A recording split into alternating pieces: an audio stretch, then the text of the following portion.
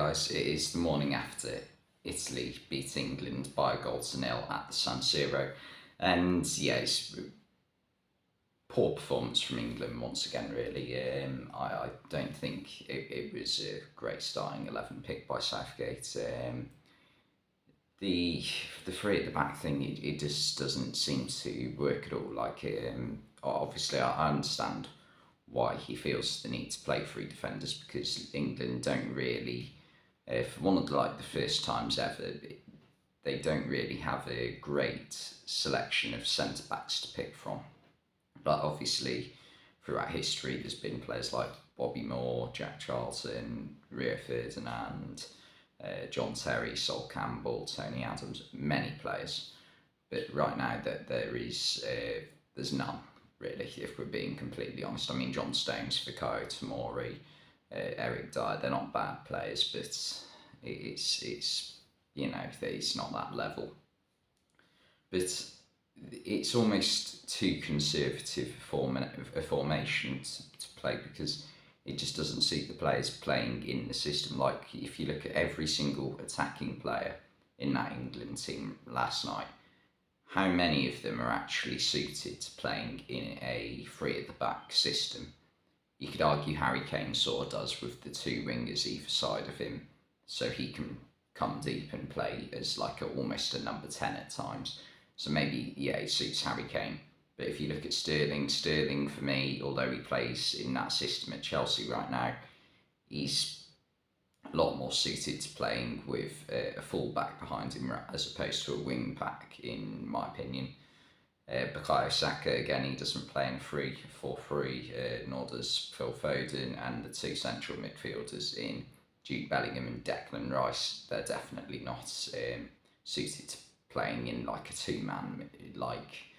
a two-man midfield with no real support in front of them, where there's no fluidity or anything, that they just sort of have to stay where they are. That doesn't suit either of them because they're both two very technically gifted footballers, but the system for me, I don't think suits them.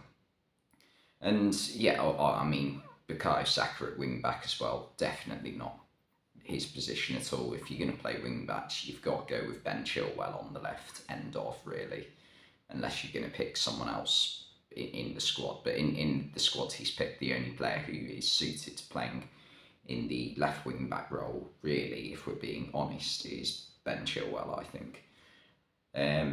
Reece James didn't have his greatest game at right wing back, I guess, either, but yeah. And the back three, Diop didn't really put a foot wrong, nor Maguire really, considering he hasn't had much game time recently and has been in poor form when he has played. But Kyle Walker, I thought, had to do better with the goal. He couldn't do much about Raspadori getting to the ball, but the fact that Raspadori managed to control it really well, turn away and still come back onto his strong foot and get a shot off, it's not good enough from Walker. You need to be tighter to your man.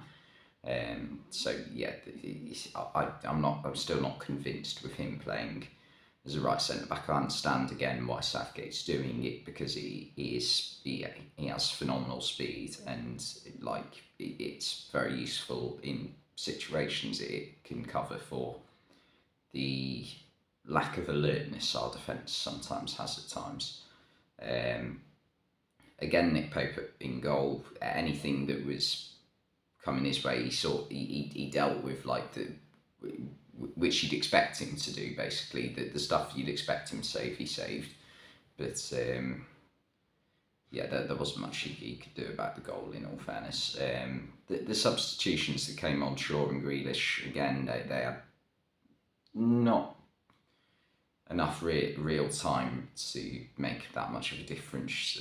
Grealish, when he came on, he looked all right, but yes, it just wasn't enough. Again, he's not a player who's suited to the three at the back system either.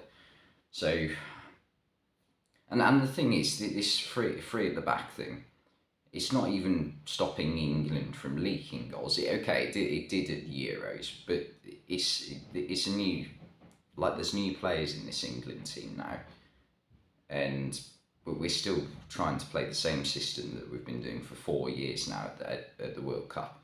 But you've got Jude Bellingham coming in, you've got Bukayo Saka, Phil Foden, you've got like loads of new players, Reece James, and Jack Grealish as well, who weren't really staples in the sides 2 or 3 years ago.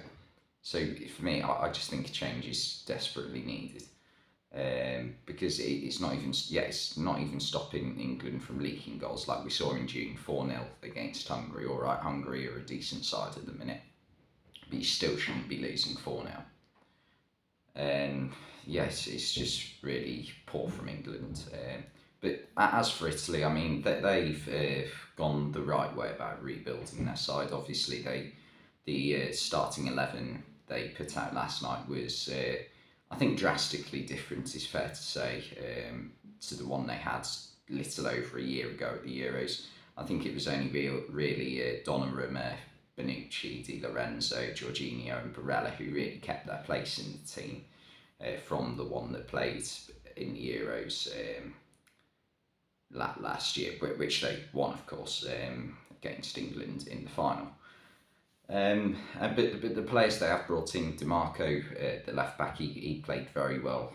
He was unlucky not to score. He hit the post. Raspadori took his goal superbly. It was an excellent first touch, and he showed a few times throughout the game that he had a superb first touch. And yeah, Toloi as well. He wasn't too bad, but it just shows like that Mancini knows how to bring new players into the team and get them playing the way he wants them to play. Whereas I don't think Southgate can really do the same, because we're yet to see this current England team really evolve, if that makes sense, since he's been manager in like the past 5 or 6 years now. I'm not saying Southgate's out at all. He definitely deserves to have the opportunity to manage at the World Cup, obviously. I mean, like, despite what the general opinion of his current way of getting things done is, you cannot deny that at the past 2 major tournaments he's managed, he's got them to the semi-finals of the biggest tournaments in world football, and he's got them to the final of the biggest tournament in European football. So it's still a massive improvement on anything England have done in at least since the 90s, since the 1990 World Cup and the 1996 Euros. So yeah, he definitely deserves the chance to have the opportunity to manage England at the World Cup. I think anyone who's saying sack Southgate now, I think that's ridiculous, to be honest. But he needs to just get rid of some players that aren't doing it anymore. If you're being honest, Maguire and Shaw, they shouldn't be near the England team right now, regardless of if they've played well in the past. You've got to have informed players playing in your team. That means Ben Chilwell, that means Fikayo Tomori. John Stones couldn't play last night, obviously, but he's banned, but he needs to be coming in for the game on Monday if he's available. Yeah, that's my thoughts, basically.